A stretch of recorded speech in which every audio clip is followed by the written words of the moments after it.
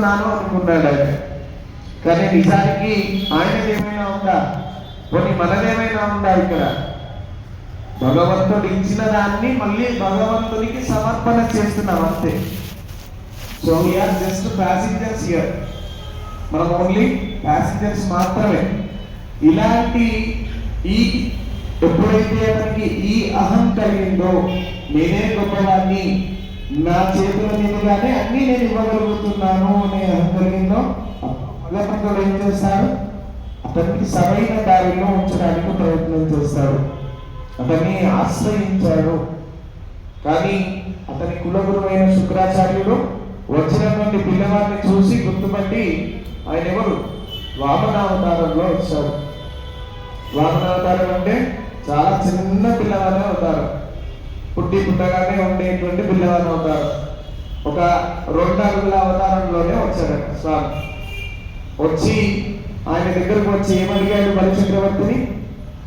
నాకు 3 అడుగులు కావాలి అన్నాడు. వచ్చాడు, అయ్యా నాకు మీరు దానం చేస్తున్నారంట కదా మహారాజు గారు, నాకు దానం కావాలి. వచ్చినవాడు బ్రహ్మచారికి దానం చేయడం అన్నిటికంటే ఉత్కృష్టమైన దానం. వివాహం కాని బ్రాహ్మణునికి ఇచ్చే దానం అన్ని దానాల్లో ఉత్కృష్టమైంది అని శాస్త్రం. అలాంటి దానాన్ని చేసే సమయంలో బ్రాహ్మణుడు మరి చిన్న పిల్లవాడు విపరీతమైన తేజస్సును కలిగి ఉన్నాడు.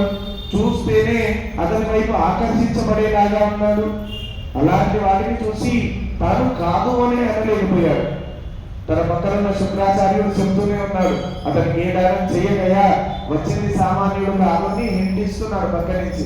కానీ తను వినలేదు. అతని నుంచి మొహాన్ని తిప్పుకోలేనంత తేజస్సు కలిగి ఉన్నారంట వామనుడు. అలాంటి వామనమూర్తిని చూసి, తదాస్తు, నేను ఇవ్వగలుగుతాను, ఏం కావాలో కోరుకో అన్నాడు. అప్పుడు వామనుడు ఏమడిగాడుట? నాకు 3 అడుగులు కావాలి. అరే నీకేమైనా పిచ్చానే, నేను మహారాజును 3 అడుగులేండి, నీకు ఏం కావాలంటే నీకు తీసుకోవచ్చు. బంగారం కావాలా, వెండి కావాలా, జాగ కావాలా, ఏమంటే అది ఇవ్వగలుగుతా. 3 అడుగులు అడిగాడు. ఈయనెవరో పిచ్చి పిల్లవాడు, నేనేం చేసుకుంటానయ్యా, నాకు వివాహం కాలేదు, చిన్న పిల్లవాడిని, నాకు 3 అడుగులు చాలు అని అతను చెప్పాడు. అలా చెప్పగానే తాను త్రివిక్రమావతారాన్ని దాల్చాడు. ఎప్పుడైతే నీళ్లు దారపోసాడో అలా పోయగానే ఇంతింతాయి వదులింతాయి నభోవింతాయి అన్నట్టుగా తాను ఒక పాదాన్ని పరిచి ఈ భూమండలాన్ని మొత్తాన్ని కూడా కొలిచేశాడు. మరి 2వ పాదం ఏం చేశాడు? ఆ 2వ పాదాన్ని ఆకాశానికి చాటాడట. ఆ పాదం ఎక్కడ వ్యాపించింది? విశ్వమంతా కూడా వ్యాపించింది. ఆ వ్యాపించినప్పుడు బ్రహ్మ గారు తన మనస్సులో నుంచి దారగా పోసి కడిగిందే ఆ విష్ణు పాదం. అందుకే బ్రహ్మ కలిగిన పాదము అని ఏర్పడింది అక్కడే. అప్పుడు కలిగాడట. ఆ త్రివిక్రమావతారంలోనే బ్రహ్మ ఆ త్రివిక్రమ స్వామి యొక్క పాదాన్ని కడిగాడు, కుడి పాదాన్ని కడిగాడు. మరి 3వ అడుగు ఎక్కడ పెట్టమంటారని అడిగాడు. నా శిరస్సు మీద పెట్టు స్వామి, ఇదే కదా, ఈ ఆలోచనలే కదా నా గర్వానికి కారణము. కాబట్టి నా శిరస్సుకు నీ పాదస్పర్శ కలిగించి జ్ఞానం కలిగించు అనే ఉద్దేశం అక్కడ.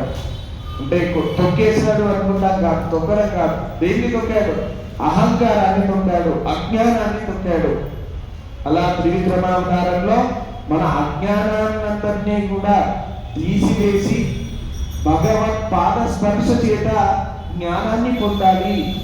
అలాంటి త్రివిక్రముని యొక్క పాదాలనే మనం కీర్తిద్దాం, ఉత్తముడైన స్వామి యొక్క పాదాలను కీర్తిద్దామని అమ్మవారు చెప్తుంది.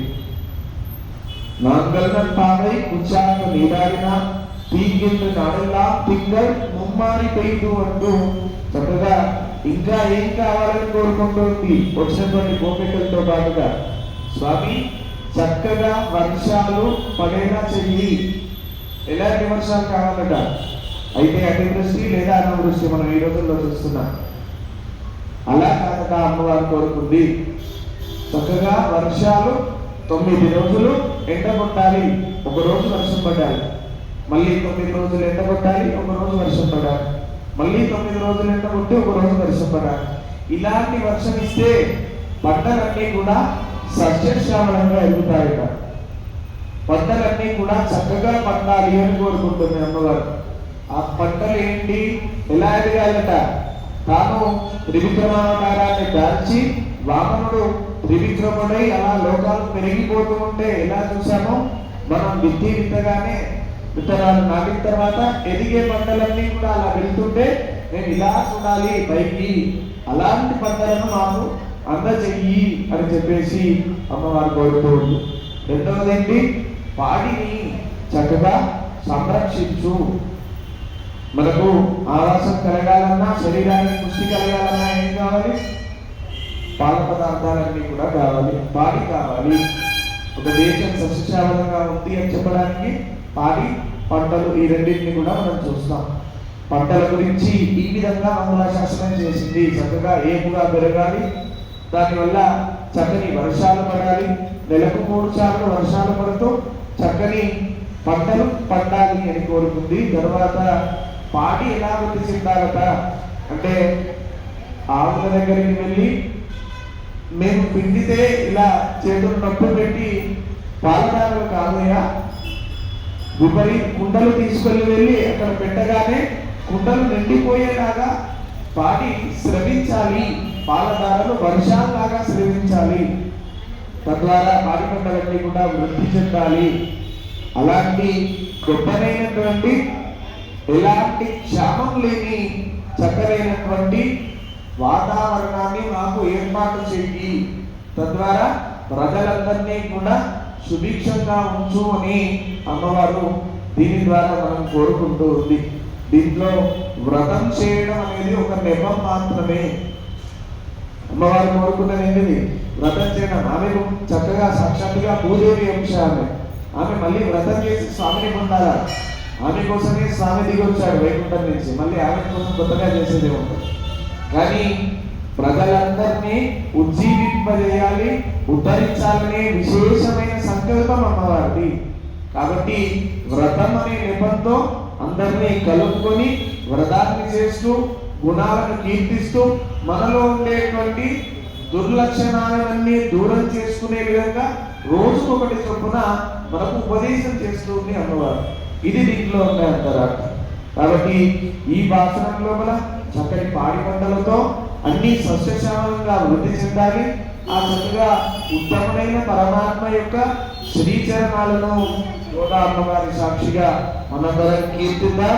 తరుణా గోదారంగనాథ భగవానికి, గోదారంగనాథ భగవానికి.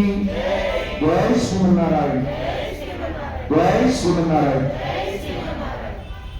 సమస్త సన్మంగళానందంతో సర్వే జనా సుఖినో భవంతు, లోకా సమస్తా సుఖినో భవంతు.